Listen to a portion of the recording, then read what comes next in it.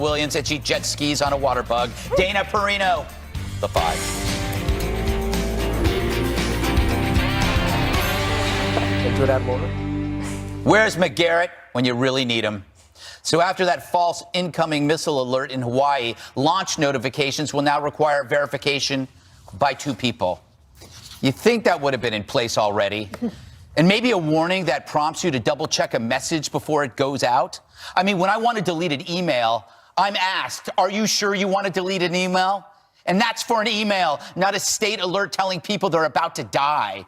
And here's a thought. Maybe don't have the menu item for incoming missile so close to one that says just testing. That's like having the kids' trampoline next to a wood chipper. This screw-up cannot be overstated. Imagine if it were you, your family, being told you were all going to die. And for 40 minutes, that's your reality. Then someone comes along and says, oops. Now, my wife was there in Hawaii. She saw mothers sobbing uncontrollably, realizing that they would never see their kids again. She watched families saying goodbye. And yet the press is already back to the swear word. What a contrast between real terror and phony posturing. The same people who report this missile accident with such restraint just days ago were melting over S-hole. When the press conference in Hawaii hit, we took it live. CNN ran a repeat interview with Michael Wolff. A repeat.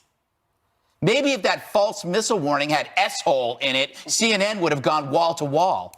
It's disgusting that event that led mothers to place children in storm drains is of less interest to the press than a crude phrase uttered in a meeting. But I guess if you can't blame the usual villain, then why bother? Oh, wait, you can. Our leaders have failed us. Donald Trump is taking too long. He's not taking this threat seriously, and there's no time to waste. We've got to get rid of this nuclear threat from North Korea. We've got to achieve peace, not play politics. Play politics? What did she just do? Her state's warning system screwed up, and now Trump has to make his geopolitical calculations based on that? No, how about setting up a system that doesn't terrify people for 38 minutes? And then you can take part in the conversation. Until then, fix your own backyard. This infuriates me. If this had happened, Dana, in New York City, the media would care. The media would care. Instead, they've already moved on about the most ridiculous things. Well, certainly anything that happens in New York gets overcovered. Yes. We know that. Sometimes it's warranted. You would think that people would like an opportunity to go to Hawaii to cover a story. Thankfully, it was a false alarm.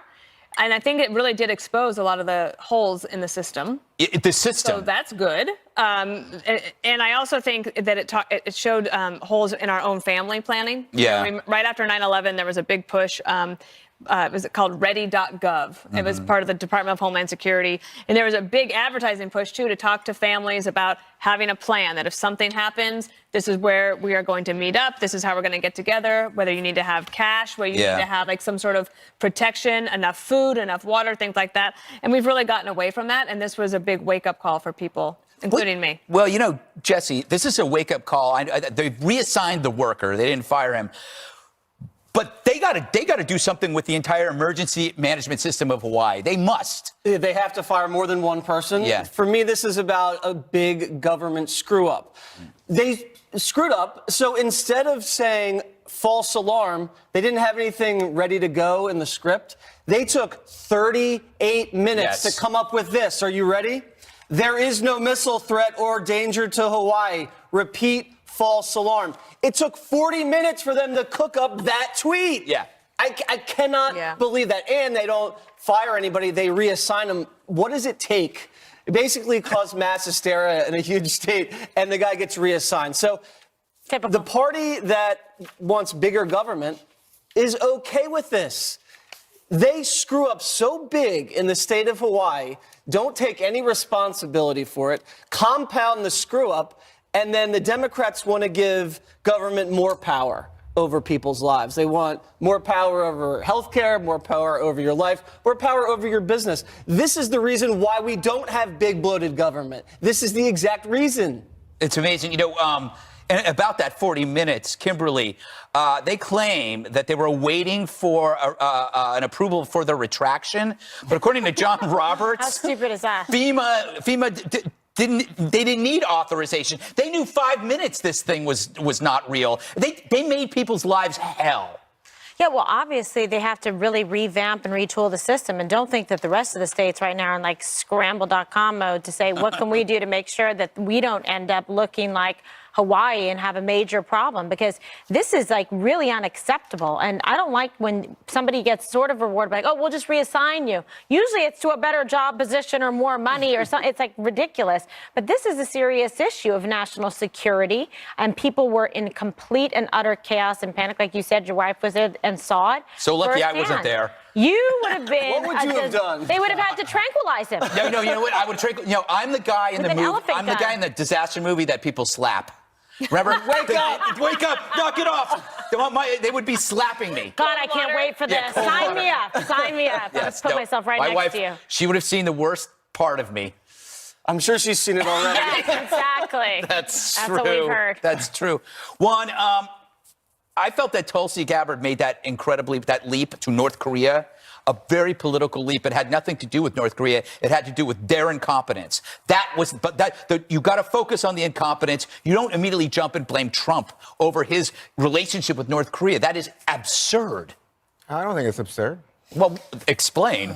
Well, that's where the threat comes from. The threat was their incompetence. No, the threat is that North Korea is 4,500 miles. They didn't from hack in and do this. Hawaii. And Yes. so everybody wants to deal with the source of the threat. You can talk about, this was badly managed. I agree with Jesse 100%. If you knew within 5 minutes that it was a false alarm, why did it take you 30 to 40 minutes to tell the public? You got Trump's to do a fault better there, job. too, right? Trump's fault? No. But I mean, you just like anything to defend Trump. But I'm just No, saying. it's anything to I'll damn tell him. you, That's the point. This is so huge. No, it's not. Let me just tell It's you not? something. I would love to see you in Let me tell this. you something. What you see here is that Trump didn't take it seriously. So you should be screaming at Trump, because Trump never, ever responded to it. And in fact, one of the complaints from the people that you loathe, Jamie Lee Curtis, Montel we'll Williams, get to that. Jeff Wright, We'll get to that. all those people are saying crickets. Nothing from the President of the United States Oh, well, now about you want this him. threat. Now you want him to respond emotionally. I thought that's what you don't like. I think he should respond as president of the United States, and one of the states. Let's do just that. I had think we have people- a sound on tape of Donald Trump responding,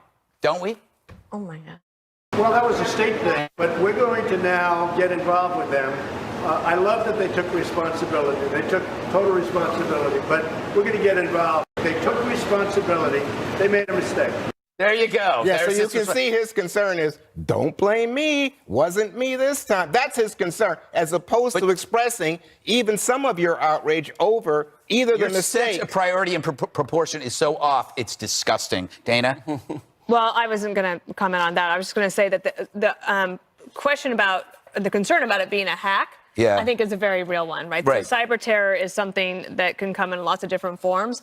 We couldn't even conceive of all the forms that could come in, but our responsibility, either state or local government or even the federal government, is to try to be more creative than whatever a criminal or a hacker might do. Because if you have panic like that leads to an accident, whether it just be because people crash into each other on the highway trying to get out, or something much worse, including retaliation, then, yeah, you could lose a lot of lives for nothing. Yeah, let me, Juan brought up some of the single-digit IQ celebrities like Jamie Lee Curtis and the odious Jim Carrey, who should just go away, go far away. Let me quote Jim Carrey. Of course, what does he do? He blames Trump, says it was a false alarm, but a real psychic warning, because he's really deep like that. He understands psychic warnings. We allow this one-man Gomorrah and his corrupt Republican Congress to continue alienating the world. We are headed for suffering beyond all imagination. So clearly, Kimberly, he's mentally ill. Here you have a system Right. that failed its people, and he goes after Trump. this guy has got serious problems. Oh, are you disturbed that there is no causal or logical connection to the event and Yes. Trump's derangement syndrome? Yes. Aha, I see. We have a Flintstone vitamin for you then, Greg. So, yeah, this is what's happening. rubber But one. at what point are you going to be like not surprised and nonplussed by this? Yeah. You're going to say, this is what they do, and if there's any way to try to connect it, that's why he went out of his way, POTUS, to say, I'm glad they took responsibility for it at the state level. Nevertheless, we're going to work cooperatively with them on a national level to make sure that these types of things don't happen. Okay, so he tried to button it up. Nevertheless, they're saying this is President Trump's fault. And they want to characterize it and mischaracterize it as the most reckless presidency and dangerous presidency in the history of the world, right? I mean, that's the whole approach. Jamie Curtis. Let me just say, this is the same guy who was insulting Kim Jong-un, who we all think is on edge anyway. and that so caused he this. calls him Rocket Man. Then he says, oh, no, you know what? My button is bigger than your button. Talk about infantile. Talk about making the That whole has world nothing think. to do Is with the this emergency guy management president? system flaw. That's Is not this guy infantile. president That's of the United States? junior Is high. he able to understand his power? He wouldn't have let this to destroy? happen. Oh, no. We're talking about a far more serious threat than some government guy making a mistake. We're talking about destroying people. It's the largest example of shouting fire in a theater, and you don't think it's a big deal. That's ridiculous. That Who is said it? I hilarious. didn't say it wasn't You a just big did. deal. What I'm saying is the bigger deal is if North Korea actually fires a nuclear weapon at Hawaii. And if you don't understand that, you're the one I know, that's I been understand suffering that, but derangement we're not syndrome. talking about that. What you're trying to do is you're trying to create a different context. No, I'm We're not. focused on this. President Trump himself was very careful to say it was the state's. He's talking about the state. Yes. And what you Their heard from mistake. Christian Nielsen yesterday on It's an Fox News incompetent Sunday, she said it was bureaucracy. an unfortunate mistake. That's all it was. Well, I feel much more safe under Commander-in-Chief Trump than I would under Commander-in-Chief Obama. But I want to ask you Why is about that? these. Isn't it clear? I don't What? think President Obama did anything to I see. denuclearize the Yeah. peninsula. I He see. made it Oh, worse. I Years. see. On the celebrity thing, it's so funny. So they blame Trump for someone pushing a button in Hawaii.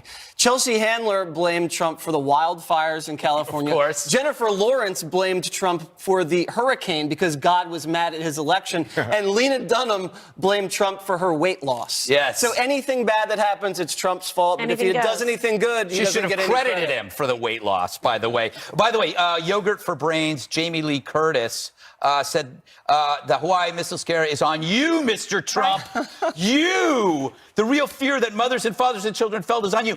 This does no help for the people that were panicking that were panicking at that time, is putting it on Trump. You know what this is? This is self-serving pile-on, though. peacock preening. Look at me, look at me, look at me. Shut up and eat your yogurt. That looked like a cry to help. For Yes, help, actually. exactly. That was when you were using By the all way- caps and by the you're way, like 50. Nothing. She has other issues with the filming of True Lies that she should be focusing on instead of this. Google that, people. Oh, here we go. Ahead. No. Did you hear about the True Lies I don't know. scandal? Hit the T's. All right. Everybody knows what I'm talking about. Ahead. If a DACA deal is dead, Parties might negotiate a deal on DACA, a program that protects illegals brought to the United States as children. But talks were derailed 2 days later after a testy meeting at the White House. President Trump says, blame Democrats. Honestly, I don't think the Democrats want to make a deal. I think they talk about DACA, but they don't want to help the DACA people. You have a lot of sticking points, but they're all Democrat sticking points because we are ready, willing, and able to make a deal, but they don't want to. They don't want security at the border. They don't want to stop drugs. And they want to take money away from our military, which we cannot do. So those are some of the sticking points. Rand Paul providing some perspective. And you can't have an immigration compromise if everybody's out there calling the president a racist. They're actually destroying the setting, and he used a little bit of it, but both sides now are destroying the setting in which anything meaningful can happen on immigration. The president yesterday appearing before cameras to defend himself amid an outcry over his alleged rhetoric on immigration. I'm not a racist. I am the least racist person you have ever interviewed. That I can tell you. Okay, Dana, just strategy for the Democrats. Do you think they would be okay with kind of letting the Dreamer deal get kicked down the road in order so they could run on it in the midterms? No, I don't think so. They really because- want to protect the Dreamers that badly immediately. Well, I think partly because they weren't able to fix it legislatively when President Obama was in office, so he took executive action, which means that President Trump can take executive action of his own, and his deadline is March. So I don't think that this is something they could run on. And I think that that's wrong on a lot of reasons, not just politically, but the policy. I think it's time. Like, if they were really that close last Tuesday, they should be able to get this done. It sounds to me like they need to figure out if they're going to have more meetings. I wouldn't have that big a meeting in order to try to come to some sort of a deal. You need to have a smaller group of people that can actually speak on others' behalf and get to the deal that way. Because if you have 22 people in a room, it's going to be impossible to do that. And they should designate somebody as the honest broker. Because now there's a dispute over what was offered as a possible deal and what was like sort of gearing up to agree to. And if you don't even have agreement on what was presented as a possibility of a framework of a deal, and it turns into name calling by the end of the week, they're in big trouble. And I don't know really how they get it done by Friday. I think what they might have to do is pass some sort of a spending measure to keep the government open and maybe continue to talk about this. Speaking of honest brokers, Greg Gutfeld, do you think the Democrats, when they leaked the S-hole comment, do you think they considered how it would play within the immigration negotiation, or do you think they were just trying to hurt the president for the news cycle? I think it could be both. I mean, it's actually a pretty sneaky and clever strategy.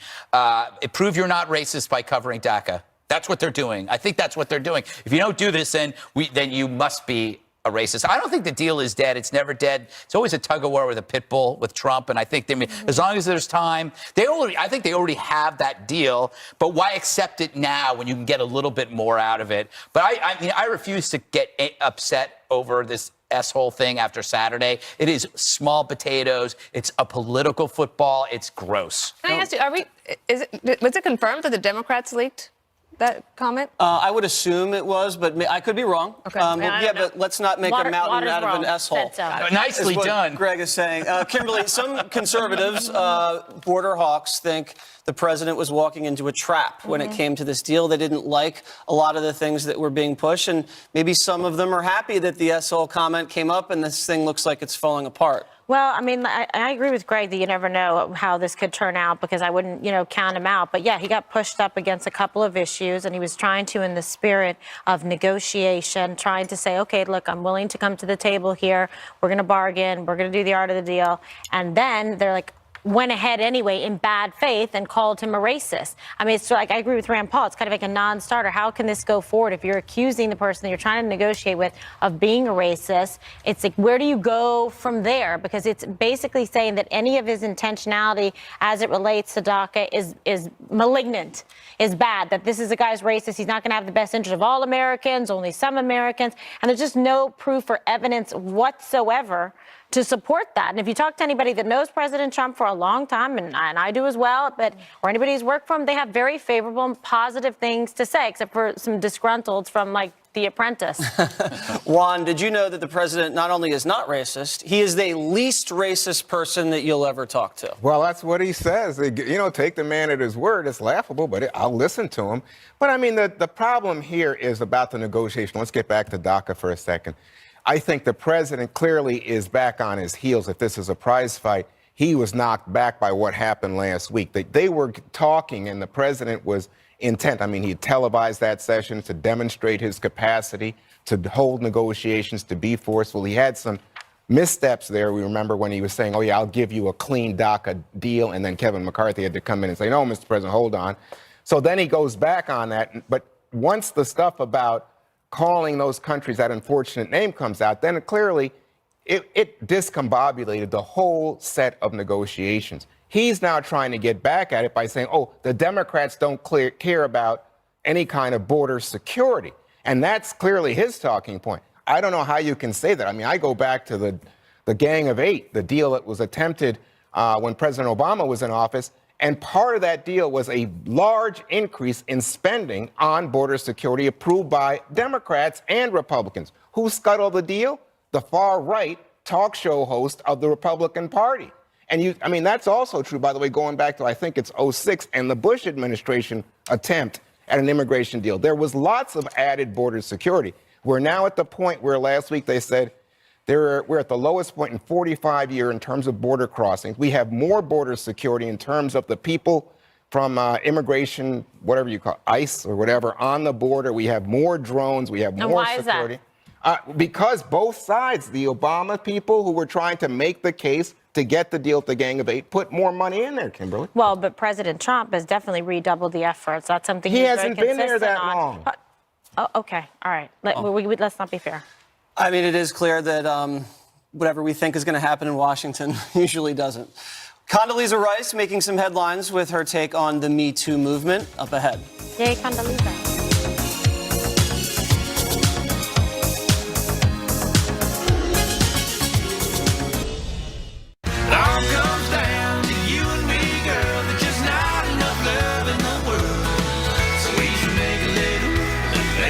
Condoleezza Rice broke barriers as the first African-American woman to become Secretary of State and National Security Advisor. She was also one of the first 2 women admitted to the all-male Augusta National Golf Club. In a new interview, Rice was asked to share her thoughts on the Me Too movement sweeping the nation. Listen. I think that the movement to expose these circumstances is a good thing. Let's clear the air about it. I do think we have to be a little bit careful. Let's not turn women into snowflakes. Let's not infantilize women. And what I really don't want to happen is I don't want it to get to a place that men start to think, well, maybe it's just better not to have women around. I've heard a little bit of that, and it worries me. Kimberly, that was one of the first things that you brought up, is that a concern would be that women's advancement in the workplace would actually stall if people thought, well, maybe we don't want to promote this person because we don't cause any problems going forward. Absolutely, and I want to support and promote women and put them in the positions that they deserve by merit and credibility and qualifications to be in. And what I don't want to see is have this reverse pendulum thing where then all of a sudden people are saying, okay, there's a chilling effect that we're witnessing happening where then women are discriminated against by virtue of fear that has been set forward in this whole social media sphere to say, oh, well, we don't want to take any problems, so better not get involved or engage or put someone in this position. Like, take a safe and not appropriate course of action. Yeah, sometimes, Jesse, I think that the media should go to Condoleezza Rice first to ask for comments, because when she commented on the national anthem controversy, it made so much sense. And it was like, oh, that's exactly right. And I think that she made a lot of sense there, too. How about you? We could all use a little more Condi Rice in our lives. Some a lot. A great American. And if she wants to invite me to play golf at Augusta, I'm available. You need like Checks in the 18 mail. holes, I think. Yeah, for your exactly. tutoring. Maybe 2 rounds.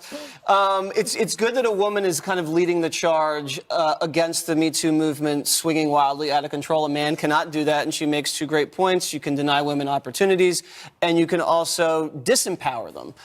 I read an article about this guy, Aziz Ansari. He's this comedian, and I guess he went on a date, and he acted very obnoxious, and takes her out, brings her back to the apartment, and pressures her to go farther than she wanted to go far. Didn't pin her down, but it just was really rude, obnoxious, and inappropriate. She left very upset.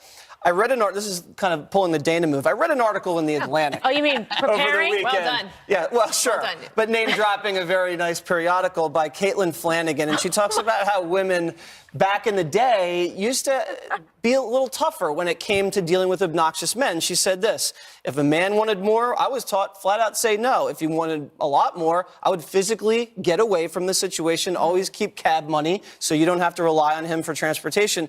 And if it got too physical, slap the guy in the face. And I think it's time to bring the slap back. I'm thinking about Bring that the right slap now. back.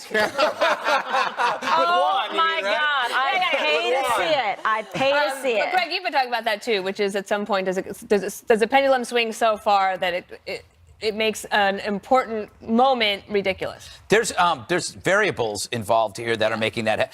The cases of harassment are being conflated because we don't know what the cases are. When a company finds out that there's a reporter or whatever is in trouble, they react in fear. They throw a blanket of silence. So you don't know why Garrison Keillor is gone. You don't know why so-and-so is gone. And then you find out and it's like, wow, that's weird, because that's not like Harvey Weinstein. Mm-hmm. That's not like sexual assault. Mm-hmm. That's like a clumsy pass. That's weird. And then what happens is you have this climate of fear affecting men, and women are understanding it. Now, Margaret Atwood, she wrote Handmaid's Tale.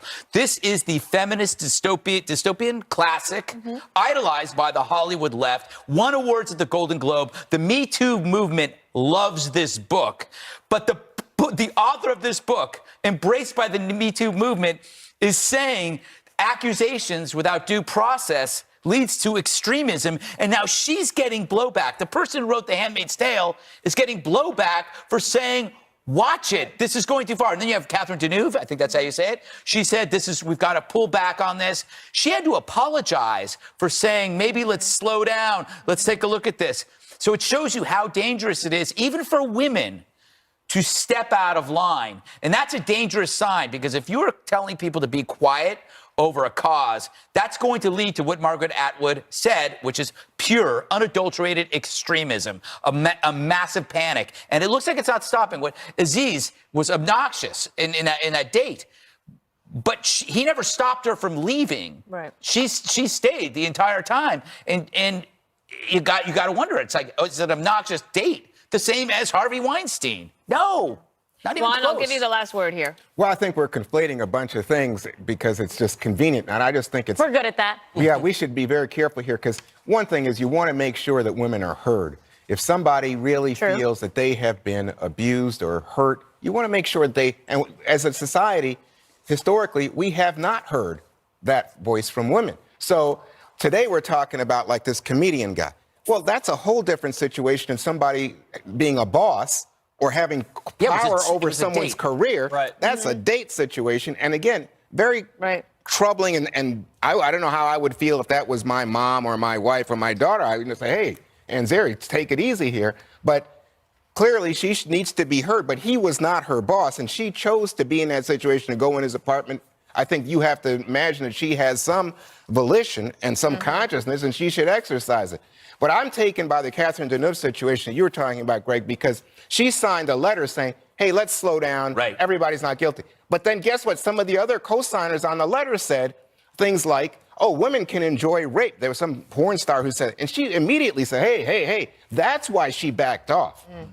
All right, well, I'm sure we'll be talking about more of this. It was good to have Condi Rice on the show, of course. She's welcome to come here and visit us, too. All right, a former Army soldier jailed for leaking our national secrets now wants to be a U.S. lawmaker. It's true.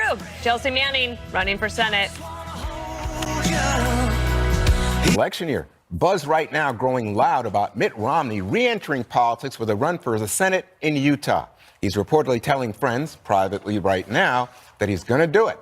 But the big news over the weekend was someone else's candidacy. You remember Chelsea Manning, the former Army private convicted of leaking classified government documents. Well, she just filed papers to run for the Senate in Maryland, and she released her first campaign ad. We need to actually take the reins of power from them. We need to challenge them at every level. We need to fix this. We don't need them anymore. We can do better. You're damn right we got this. So crazy. Wow. I thought for a second there that was like a right-wing ad. No, that's a left-wing ad. Nope, she's all yours. She's all ours. Well, what are you going to do?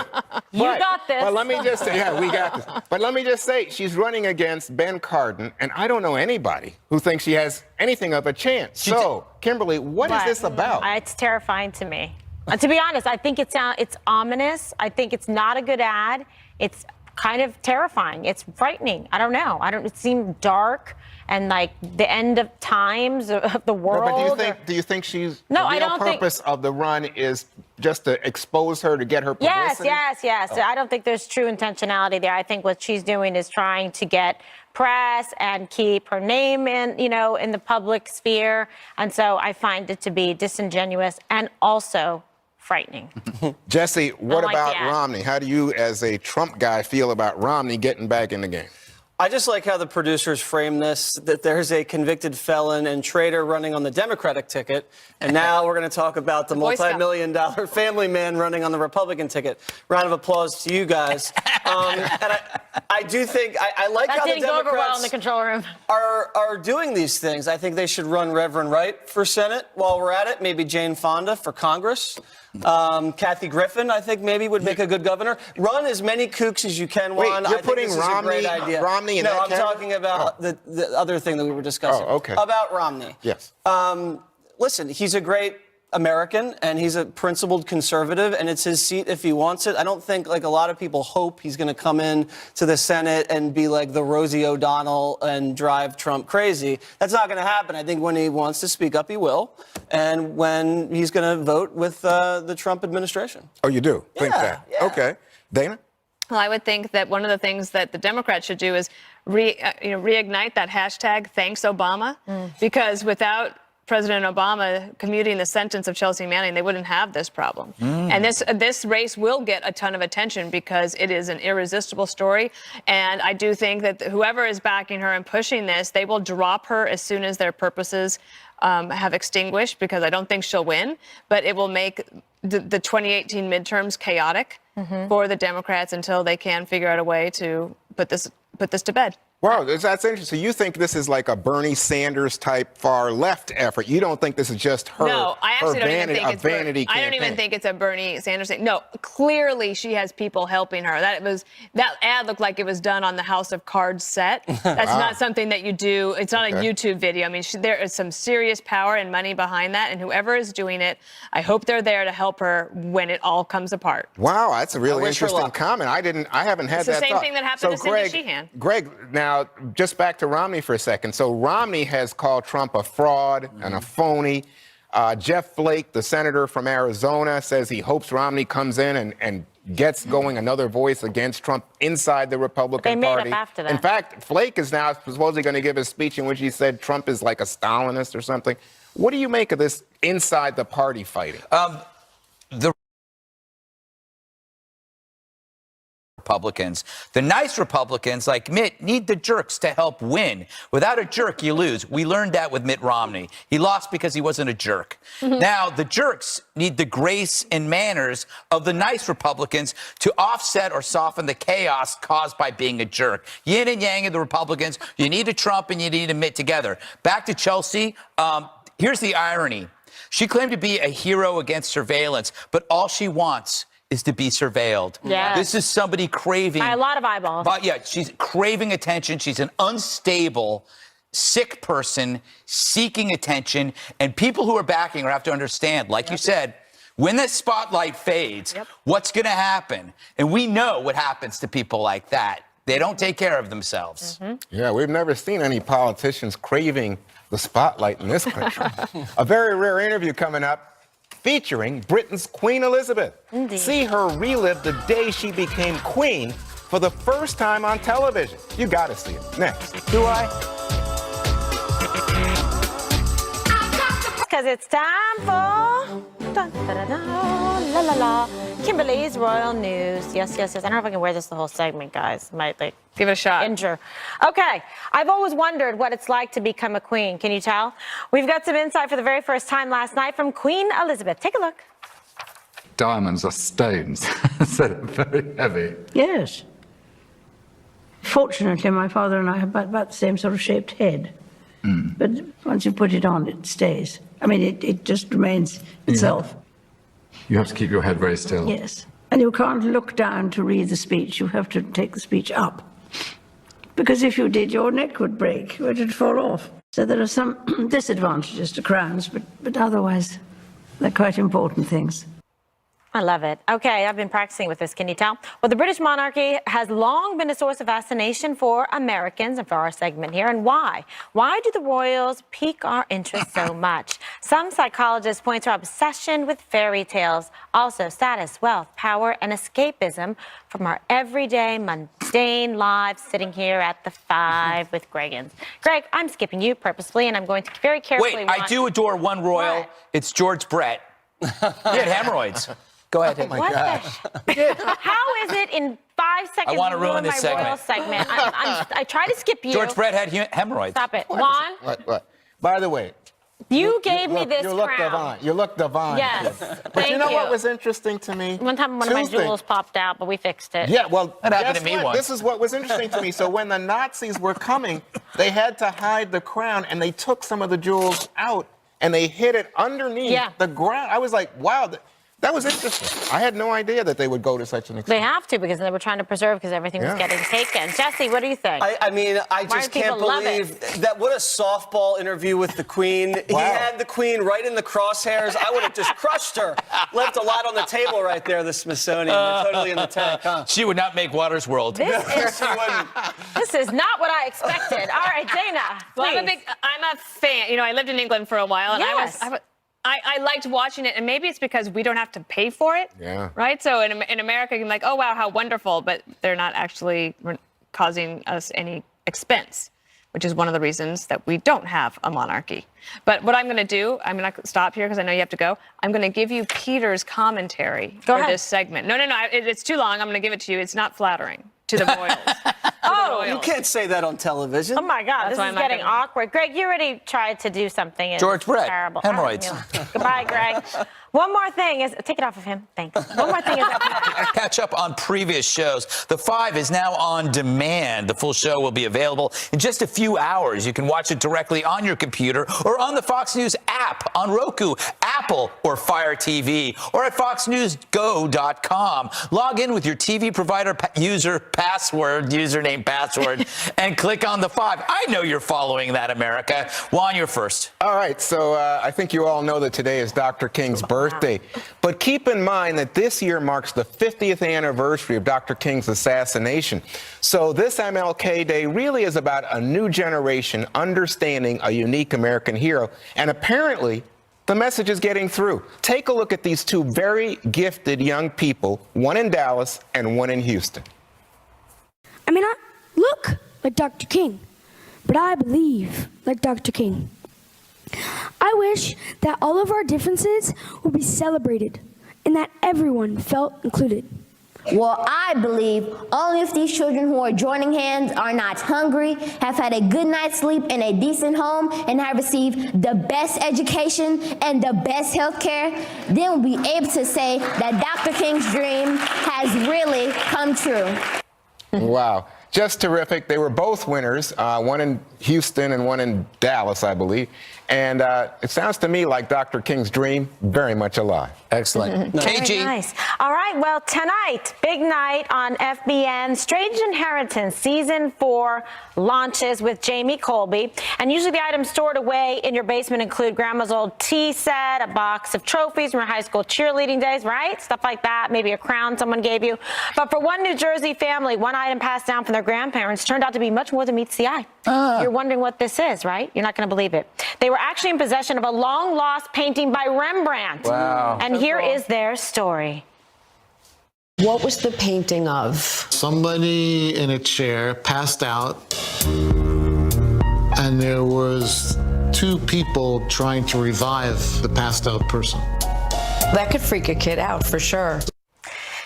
And you can catch the entire episode tonight on FBM at 9 p.m. with my good friend Jamie Colby. You go, girl.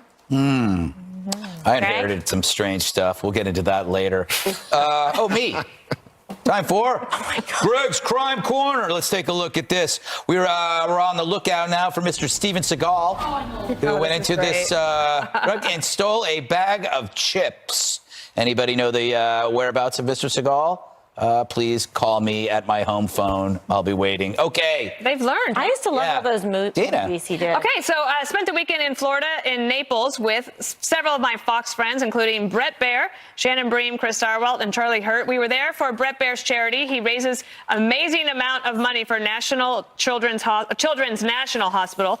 That's in Washington, D.C., where Brett's son, Paul, had over 14 surgeries and procedures since he was born with a heart defect. So we went down there, 330 people at the event, and we raised $547,000, nearly $300,000 more than was raised last year. The people that bid on come to see the 5, $75,000, and I told them I promised I would get a picture with Kimberly Guilfoyle. And it was also sponsored by Shelley and Ralph Stayer of Johnsonville Sausage, huge Fox friends down there. Fantastic. Number Very one,